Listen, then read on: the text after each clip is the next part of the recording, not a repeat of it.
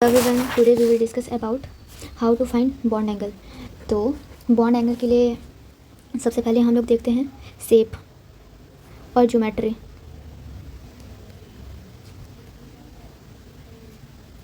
ये तो सब कुछ जानता होगा। उसके बाद हम लोग देखते हैं हाइब्रिडाइजेशन। हाइब्रिडाइजेशन में क्या क्या हो सकता है? ASP हो सकता है, ASP2 हो सकता है, ASP3 हो सकता है। अगर ASP हुआ तो बॉन्ड एंगल ASP वालों का ज़्यादा होगा, फिर ASP2, फिर ASP3।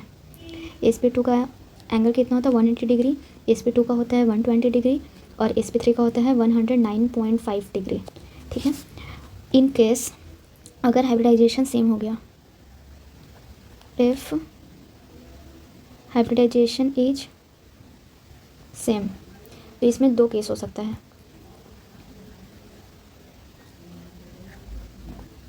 पहला हमारा हो जाएगा कि लोन पेयर अगर प्रेजेंट है सेंट्रल एटम पे, lone pair is present on central atom, तो लोन पेयर जिसका ज़्यादा होगा उसका बॉन्ड एंगल कम हो जाएगा। और लोन पेयर अगर एब्सेंट है, एब्सेंट इन सेंट्रल एटम, तो फिर हम लोग चलेंगे अकॉर्डिंग टू हाइब्रिडाइजेशन। तो बॉन्ड एंगल भी सेम हो जाएगा हमारा।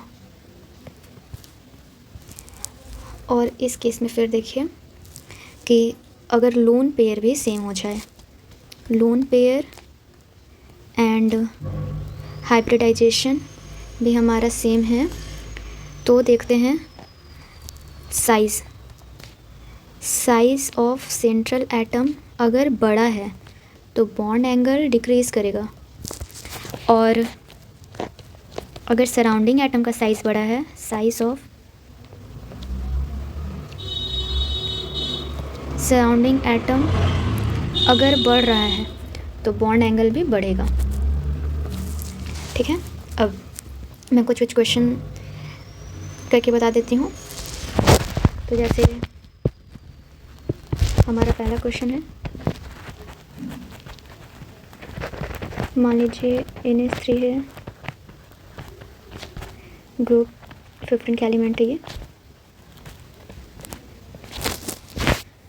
तो इसमें देखेंगे कि सबका लोन पेयर और हाइब्रिडाइजेशन सेम है, तो हम फिर चलेंगे लोन पेयर और हाइब्रिडाइजेशन अगर सेम रहेगा तो क्या बताया था मैंने कि सेंट्रल एटम का साइज़ देखेंगे या फिर सराउंडिंग एटम का।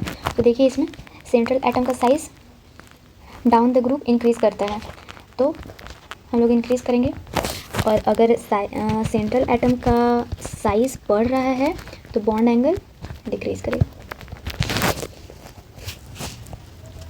सो thanks for today, bye bye.